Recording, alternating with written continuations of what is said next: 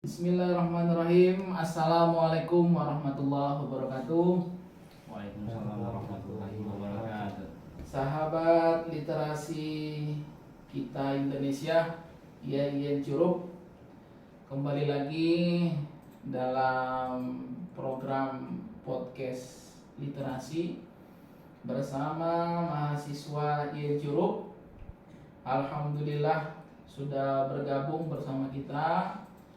Ada sahabat Rocky ya? Iya Pak, Rocky. Rocky, bagaimana kabarnya? Alhamdulillah kabarnya sehat Pak. Alhamdulillah sehat. Mas Rocky di program studi apa? Kalau saya di program studi komunikasi dan penyiaran Islam Pak. Bagus banget. Program studi komunikasi penyiaran Islam ya. Selanjutnya Mas Jerian ya? Iya Pak, jadi Mas Jerian di program studi apa? kalau saya di program studi ilmu perpustakaan dan informasi Islam. Ilmu perpustakaan dan informasi Islam ya. Iya Pak. Baik, sahabat literasi dimanapun Anda berada, kita akan membahas buku ini. Ini adalah buku yang ditulis oleh Prof. Al-Makin, Rektor UIN Sunan Kalijaga, Yogyakarta. Judul buku ini adalah Momong Kampus Merekatkan Umat dan Membangun Bangsa. Buku ini sangat menarik, sahabat literasi dimanapun Anda berada, karena dari judulnya saja sudah menarik. Ada 3. Yang pertama momong kampus ya. Momong tuh kalau menurut Mas Rocky apa ya momong? Ya, sekilas saya mendengar kata momong tadi Pak ya, momong Iya. kampus tadi ya. Ya, sekilas terlintas di pikiran saya itu ya momong kampus itu tentang atau untuk mempersatukan Pak. Oh iya, untuk merawat ya. Ya, merawat dan mempersatukan. Pokoknya merawat, mengasuh, menjaga kampus supaya tetap baik, tetap bagus. Jadi memang apa ya, momong kampus ini tidak hanya tugas rektor sebenarnya, tapi tugas kita semua. Bagaimana kampus ini bisa berjalan dengan baik dan lancar. Iya benar. Kemudian momong kampus merekatkan umat. Merekatkan umat ini sebenarnya pemahaman kita jangan hanya apa ya, berbeda agama gitu kan. Tetapi sebenarnya selain berbeda agama, kita juga berbeda budaya, suku, etnis, ras dan bahasa. Mas Rocky dari suku mana? Kalau kami ya kebetulan saya dari Provinsi Sumatera Selatan ya. Saya dari suku Rawas Pak. Oh, suku Rawas Suku ya? Rawas. Ya, suku Rawas. Suku Rawas itu dari Musirawas ya? Kalau iya kemarin itu suku Rawas itu dari Musirawas. Nah, pada Musirawas. tahun 2013 Pak ya. Musirawas itu memisahkan diri. Kami dari Rupit itu Iya. memisahkan diri, membentukkan kabupaten sendiri Pak, yaitu membentuk kabupaten namanya Musirawas Utara. Oh, Kabupaten Musirawas Utara. Musirawas Utara. Kalau di tingkat Muratara. Muratara ya. Berarti ada Kabupaten Musirawas Utara, ada Kabupaten Musirawas. Musirawas. Sukunya adalah suku Rawas. Iya.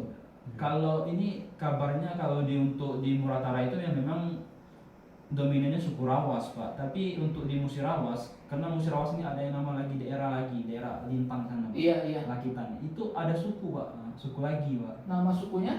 Itu kalau ada logo suku Rawas, tapi itu ada tambahan lagi, itu lah lupa Pak. Apa nama tambahannya? Nama sukunya itu ya. Hmm. Mas Jerian. Jerian. Lupa Bapak emang. Nah, Ayo, Mas Jerian suku dari mana? sama seperti Rocky Pak. Iya. Iya. Dari Suku Rawas. suku Rawas juga ya. Palembang berarti ya. Iya, Dari Pak. Palembang. Berarti Wong Kito ya. Wong itu kan Wong Kito adalah itu slogannya Provinsi Sumatera Selatan. Iya, gitu kan. Bapak penasaran. Ngapo kuliah di IAIN Curup? Ngapo ndak kuliah banyak di Palembang? Inilah memang cerita takdir kita dikuliahkan di Oh iya, takdir ya. Iya, takdir. Balik-balik lagi kita itu takdir Pak. Takdir ya. Tapi kan takdir itu kan ada jalannya juga. Iya, ada jalan. Kemarin itu Pak, sekilas pada tahun 2020 itu setelah tamat SMA Pak, Iya. selesai SMA, itu ada kakak sepupu. Iya. Beliau itu salah satu alumni KPI dan juga beliau itu adalah salah satu Iya. lulusan terbaik dari IAIN Curup. Sekarang alhamdulillah beliau sudah bekerja di salah satu bank di Ambon, Mbak. Tapi Tapi S2-nya sudah selesai. Beliau itu mensarankan Rocky untuk kuliah di YN Curup. Berarti alumni kita juga ya, alumni dari prodi KPI ya. Dan juga Pak, skripsi beliau itu sangat menarik untuk dibahas Pak. Yaitu Judulnya? judulnya itu tentang apa tuh, pola komunikasi Gubernur Bengkulu ini dalam menyampaikan perda terhadap Kabupaten terhadap Kabupaten Rejang Lebong. Itu tahun 2016. Iya. Karena berkat skripsi beliau tadi, beliau dikasih apresiasi oleh Pak Gubernur Pak Rohidin. Beliau dikasih beasiswa S2 untuk Pak Rohidin, dari Pak Rohidin kemarin. Alhamdulillah selesai guys. Mantap ya. Berarti dari nulis skripsi yang judulnya pola komunikasi gubernur dalam menyampaikan perda tadi ya, peraturan daerah di Kabupaten Rejang Lebong, diapresiasi oleh Pak Gubernur, diberikan beasiswa kuliah S2 di UNIP. Di UNIP Bengkulu ya, Iya, di UNIP. di UNIP Bengkulu. Berarti itu salah satu yang menginspirasi lah Mas Rocky dengan Mas Jerian ya, untuk kuliah di YN Curup ini. Berarti memang YN Curup ini punya potensi prestasi yang luar biasa. Kalau untuk prestasi Pak, YN Curup ini tidak kalah dari kampus-kampus yang terkenal. Iya. Ya kemudian memang ya kalau kita lihat YN Curup ini kan mahasiswanya selain dari Rejang Lebong, Curup sendiri, dari Kabupaten Lebong, Kabupaten Kepahyang, kemudian dari Sumatera Selatan. Ya. Ya seperti dari daerah Musirawas Utara, atau mungkin daerah apa lagi? Dari Jambi, alhamdulillah Pak, untuk dari Jambi lumayan banyak Pak. Untuk Dari Jambi ya, di YN Curup ini ya. Dari Kabupaten Serawangun Jambi. Ah iya, Kabupaten Serawangun. Memang itu ya dekat juga ya, dekat dengan kita kan, dari Kabupaten Serawangun. Dari Bengkulu Kemudian- malahan dari Bengkulu juga ada Pak kuliah di sini Pak. Dari Bengkulu ya, Dari Bengkulu. Dari Palawan juga. dari daerah Empat Lawang juga ada kuliah di sini ya. Nah, dari Lampung Pak. Dari Lampung. Banyak juga Pak. Oh iya, Bukan dari Bengkulu aja. bukan dari Bengkulu aja yang kuliah di YN Curup ini ya, Iya. dari berbagai daerah. Berarti memang potensi YN Curup ini apa ya, menarik ya. Sangat menarik. Sangat menarik. Tidak hanya dari aspek prestasi akademiknya, tapi kalau kita lihat kuliah di YN Curup ini alamnya juga enak ya kan, nggak panas kan.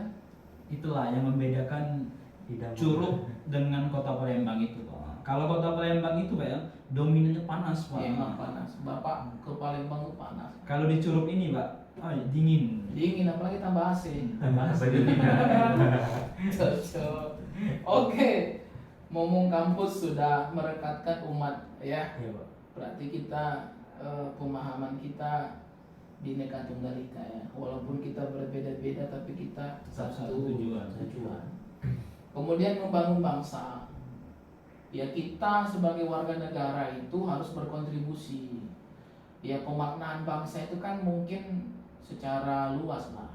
Tetapi kan membangun bangsa ini kan termasuk kita membangun daerah-daerah kita. Ya seperti Mas Rocky tadi kan, daerah asalnya dari Muratara. Musirawas Utara Musirawas dengan Utara. Mas Jerian. Tentu setelah selesai kuliah dari YN Curup ini kan punya niat, punya semangat untuk membangun daerah. Potensi alam yang ada di Musirawas Utara apa aja? Sawit. Ini Pak ya. Kalau untuk potensi alam Pak ya, ini sangat banyak di Muratara itu Pak ya. Contohnya kami emas ada Pak.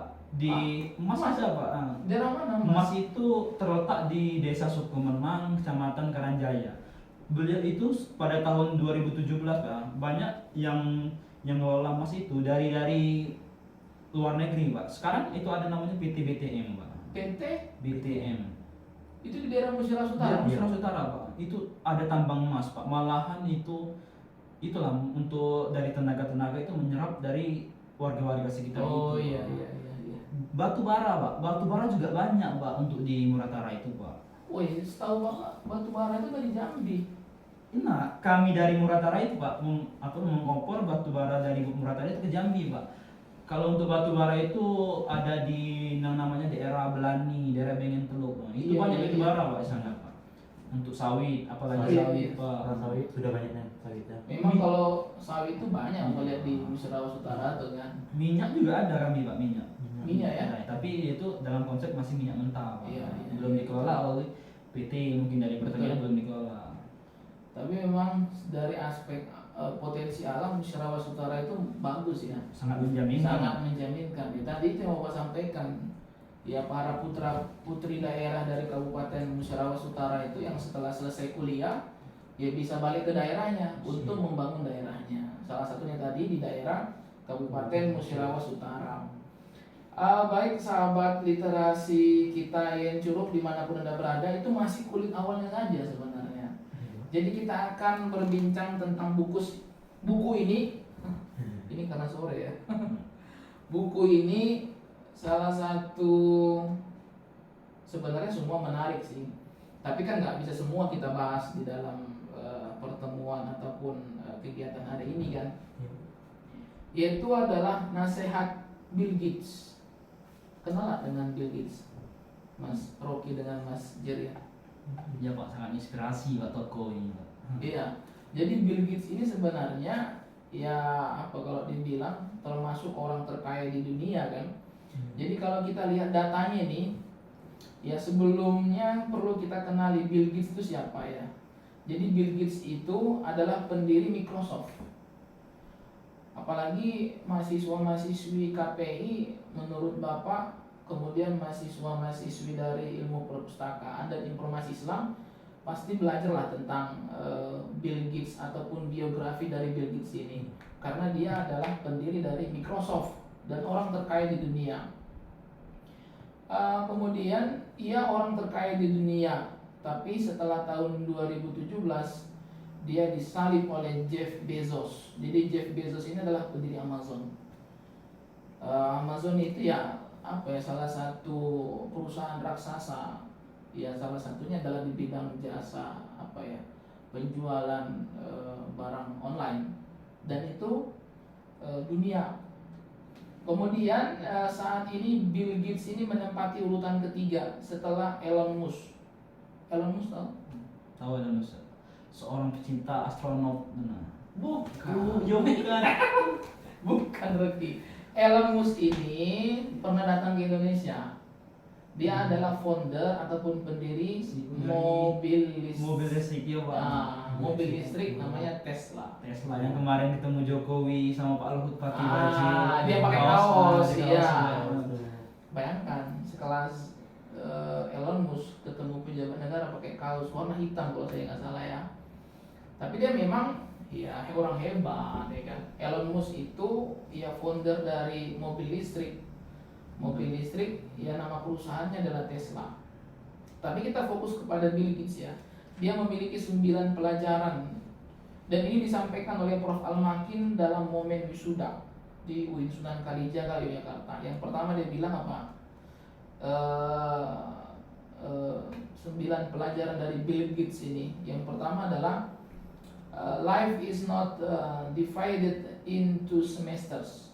Jadi hidup tidak terbagi dalam semester seperti kuliah. Ketika hidup ini sudah dimulai, maka hidup akan berjalan terus tanpa ada jeda, tanpa ada pembagian. Yang Bapak tangkap di sini adalah apa ya? Setelah selesai kuliah itu kita baru start sebenarnya. Betul kan? Jadi Ya, sangat betul Pak ya. kita baru start itu Rocky. Karena semasa kuliah itu kita ya untuk mempelajari bagaimana kita untuk kedepannya itu setelah wisuda untuk memulai start. Betul ya, Jerian kan mau cari pekerjaan. Jadi hidup ini jangan seperti apa ya, life is not divided into semesters. Jadi hidup ini tidak terbagi dalam semester seperti kuliah. Jadi hidup ini akan berjalan terus. Kalau kita berpikir kan habis semester 1 habis gitu kan, masuk ke semester 2. Tapi konsep berpikir itu adalah apa?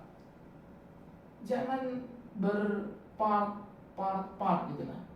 Tapi jalan hidup itu terus menerus.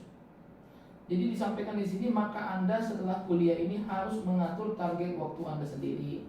Belajarlah mengatur waktu dan catat baik-baik target Anda. Makanya memang setelah kita kuliah itu aturan kita pikirin pada waktu kita kuliah, setelah kuliah kita mau jadi apa kan.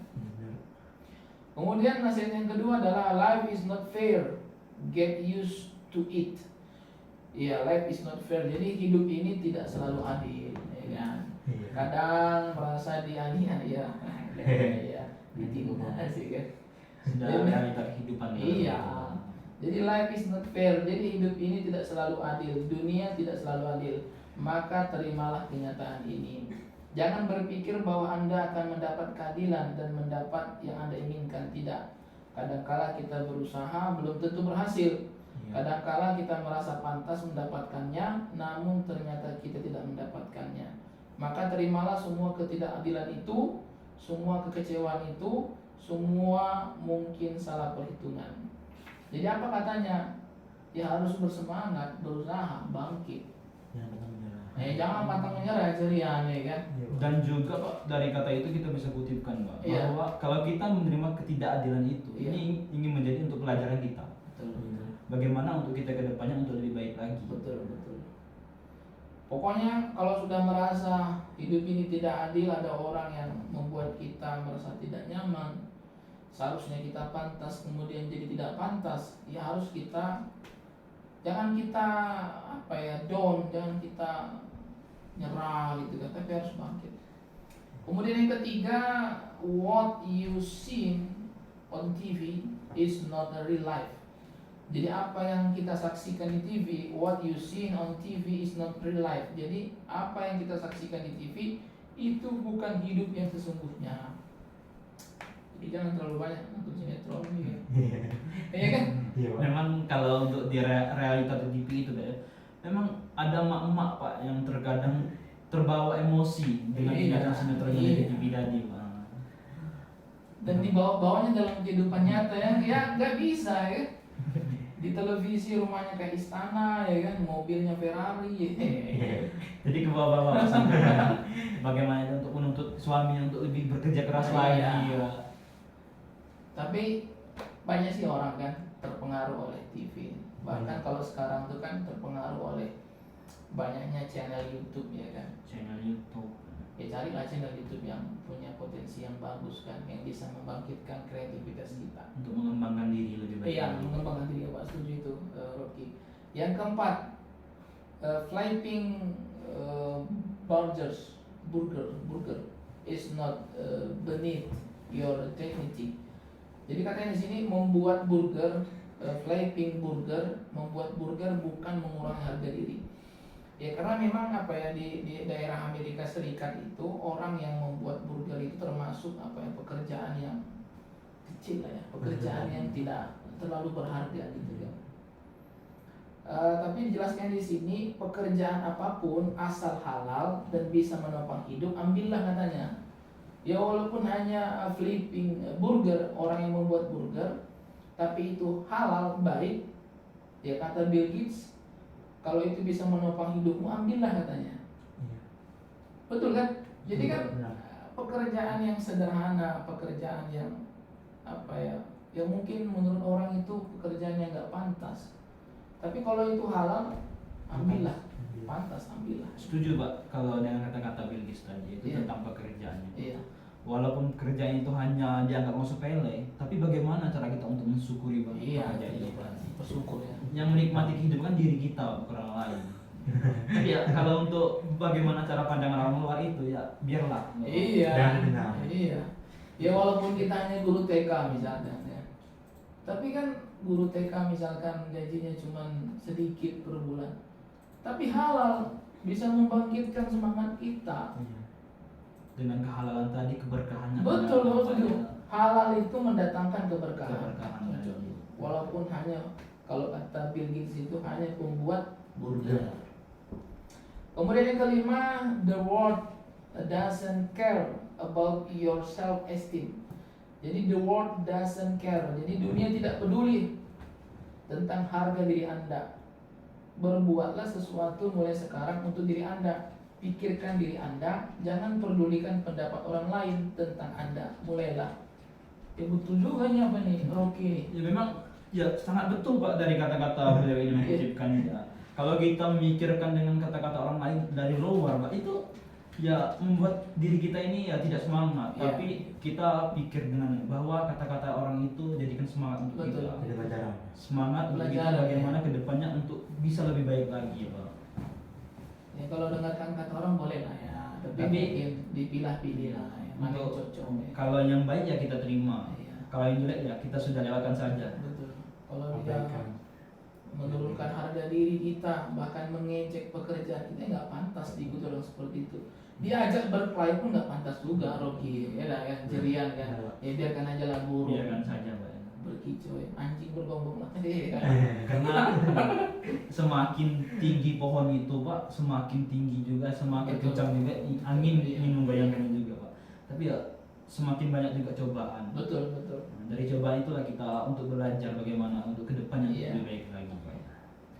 Pokoknya itu ada istilah kan, anjing bergonggong, kafilah berlalu.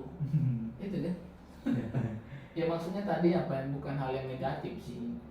Ya kan kadang ada orang yang iri, ada orang yang benci, ada orang yang menjelek-jelekan dan yang sebagainya, nggak pantas. Dan itu nggak perlu diopeni, nggak perlu didengarkan lah. Pokoknya kita jalan kita lah. Yang keenam, your parents know something you don't. Jadi your parents, orang tuamu tahu sesuatu yang Anda tidak tahu. Jadi orang tua kita, your parent know something you don't. Orang tua kita tahu sesuatu yang kita tidak tahu. Dengarkan mereka, tidak hanya orang tua sendiri, tetapi juga orang yang lebih berpengalaman dari Anda. Ini penting nih, maksudnya kita harus lebih banyak belajar dengan orang-orang yang sudah berpengetahuan, berpengalaman dari kita. Iya. Di antaranya adalah orang tua. Aduh. Gimana tuh Bapak? Ya kalau menurut Rocky. pendapat ya Iya. memang ini sangat setuju Pak dari kata-kata ini Pak. Karena dulunya apa tuh mengarungi dunia asam pahit ini orang tua kita yang Ah, ya, termakan, betul. Pak. Pengalamannya sudah ada gitu kan. Pengalaman Orang tua. orang-orang tua kita ya sudah sangat melebihi dari kita Pak. Iya. Jadi Bapak tanya nih sama Jerian dulu, apa nasihat orang tua Mas Jerian yang sampai sekarang tetap diingat? Untuk orang tua yang paling nasihat saya itu kuliah yang bagus-bagus.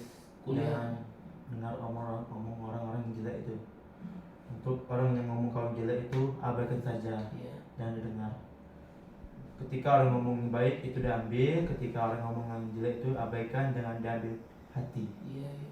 Kita di rantauan itu harus kecil hati Pak, Iya. telinga harus tebal. Itu orang tua. Apa tadi? Telinga kita harus tebal. Itu istilah bahasa daerah Bahasa daerah, Pak. Gimana tadi kita harus berkecil hati? dan telinga harus tebal. Nah ini perlu kita jelasin dulu karena ini ada menyangkutkan bahasa daerah. Iya. Istilah kata dari telinga agak tebal itu Pak, kita itu telinga kita harus kuat untuk mendengar cacian-cacian dari orang lain Itu Pak. maksudnya, Pak. Jangan mudah kita itu untuk mengambil hati, agak tersinggung. Oh, ya biarlah orang Nah, itu ya. biarlah Iya, orang iya. ngomong kita, padahal kita itu harus siap apa yang harus kita lakukan itu Pak.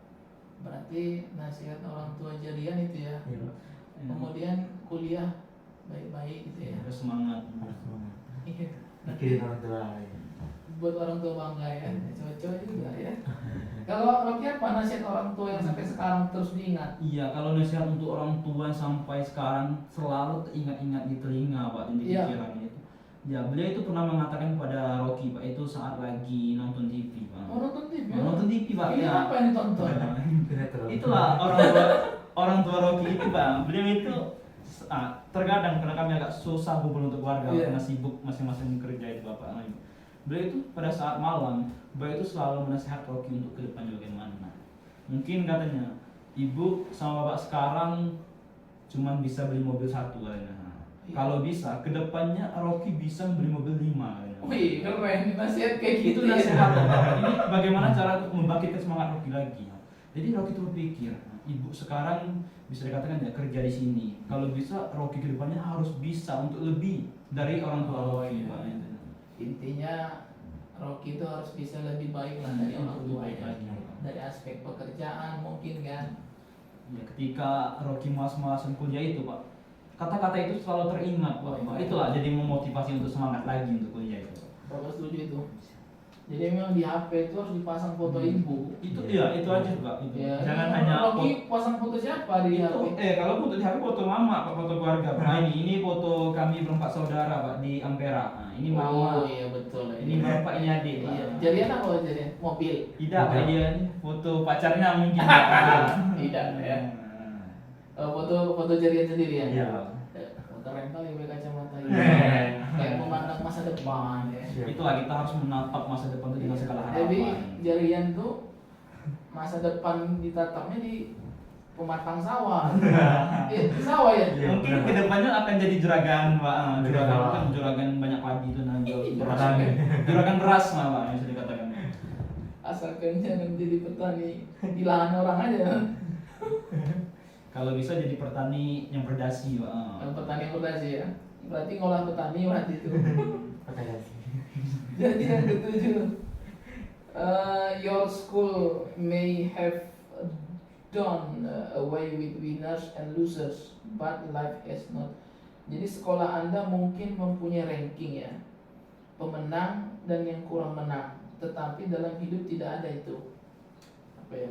Maksudnya gini, kalau yang Bapak tangkap tuh, memang di dalam kuliah itu kan ada IPK-nya yang tinggi, ada IPK-nya yang rendah. Kalau menurut Bill Gates itu tidak menjadi suatu hal yang Tolak ukur ya tolak ukur ya kalau menurut dia. Yang penting ya, tetapi dalam hidup tidak ada itu katanya. Di kehidupan ujiannya tidak ada nilai, tidak ada ranking.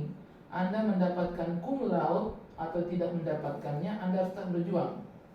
Tantangan masih menanti, siap-siaplah. Ya karena saya dulu waktu kuliah, wisudawan terbaik kami, ya saya lihat ya tidak begitu apa kalau dibilang sukses, tidak begitu sukses lah.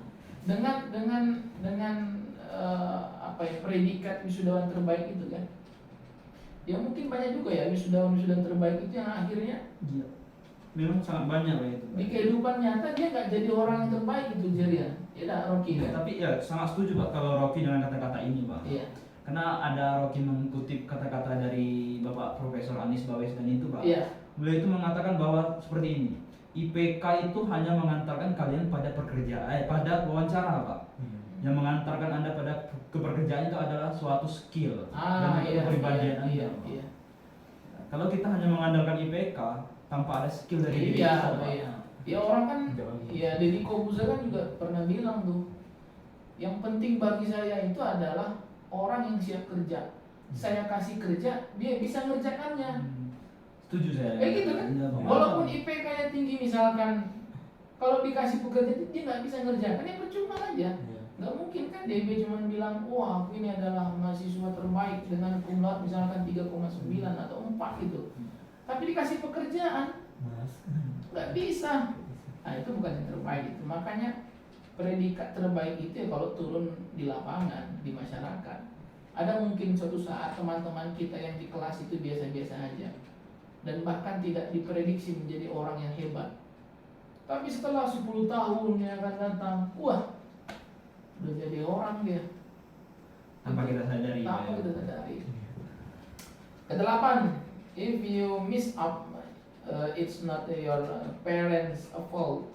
Jika Anda gagal, itu bukan kesalahan orang tua Anda. Jadi if you miss up, gagal, it's not your parent fault. Jadi jika Anda gagal, itu bukan kesalahan orang tua Anda. Jangan salahkan orang lain untuk semua kesalahan, kegagalan, ketidakberuntungan Anda. Tanggung sendiri semua kesalahan, semua kurang keberhasilan, dan semua yang tidak tepat. Terimalah tanggung jawab. Apa yang dikutip dari kata Marcus Aurelius, orang yang belum terdidik selalu menyalahkan orang lain. Orang yang sedang dalam pendidikan menyalahkan diri sendiri. Orang yang selesai dalam pendidikan tidak menyalahkan siapapun. Terimalah apa adanya. Ya tadi kita sambung tadi ya kan. Kalau suatu saat kamu nggak berhasil ya jangan salahkan orang tuamu, jangan salahkan orang lain. Ya harus introspeksi diri lah. Bagaimana untuk kedepannya untuk lebih baik lagi. Iya. Memang ya hidup itu Pak harus ada kita tuh berada di fase bahwa kita ini mengalami kegagalan Pak. Karena sebagai introspeksi diri kita juga, dan juga untuk memacu semangat kita untuk lebih baik lagi di depan. Kalau Jarian apa? Memaknai apa yang kalimat ini. Jadi jika Anda gagal jangan salahkan orang lain. Iya benar Pak, apa yang dikatakan Bilqis tadi tadi. ketika kita gagal jangan menyalahkan orang tua atau orang lain.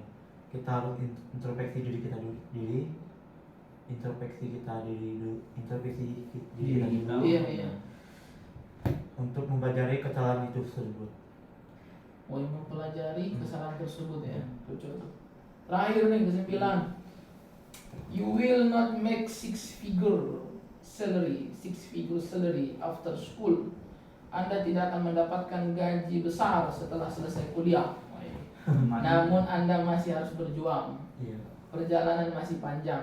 Kreatiflah untuk menciptakan karir Anda.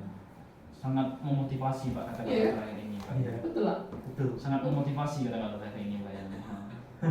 Karena kita sebagai anak muda itu Pak ya, kita jangan hanya terpacu dengan satu kegiatan, dengan satu pekerjaan ya. Bagaimana cara kita untuk memikirkan ide-ide kreatif kita, Iya. untuk menggunakan ide-ide pemikiran kita ini untuk mencari ya sumber untuk pemasukan untuk diri kita. Jadi 9 nasihat Bilqis ini kalau menurut Bapak sesuai lah ya dengan tantangan yang harus dihadapi oleh mahasiswi di Encureup ini. Sangat benar Pak. Ya, salah satunya tadi jangan salahkan orang tua kalau kita gagal. Iya. Kemudian kita harus bekerja itu harus ikhlas. Walaupun memang pekerjaan itu ya pekerjaan yang kecil sederhana, jangan malu. Kemudian halal, kan halal itu yang mendatangkan keberkahan. Kemudian yang terakhir tadi apa? Ya tadi kalau tamat kuliah itu ya belum tentu kita bisa mendapatkan penghasilan yang besar. Tentu kita harus berjuang lagi, ya semangat lagi. Ya sama seperti Bapak, saya tamat kuliah S1 itu nggak langsung dapat pekerjaan yang bagus, malahan nggak ada pekerjaan. Karena nggak ada pekerjaan saya kuliah lagi S2. Itu bagus Pak. Setelah melewati proses tadi Pak, hari ini kita menuai kan apa hasil Iya. pekerjaan ini, Pak. Jadi Jarian sama Rocky kalau nanti setelah S1 nggak dapat pekerjaan, Siap. kuliah aja lagi kan. Iya. Siap Pak. Setelah kuliah S2 nggak dapat pekerjaan. Kuliah lagi. Tapi intinya Pak, bagaimana untuk cara kita mensyukurinya Pak ya? Kuliah aja itu.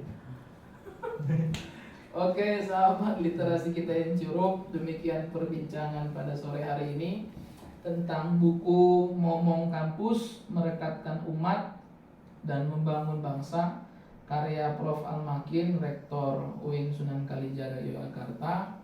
Ya, suatu saat nanti kita bahas lah ya buku rektor kita ya. Siap Pak.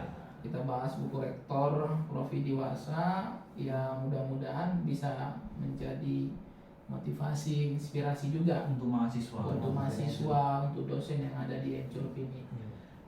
Terima kasih semuanya sahabat literasi kita Encureup. Alhamdulillahirabbil alamin. Assalamualaikum warahmatullahi wabarakatuh.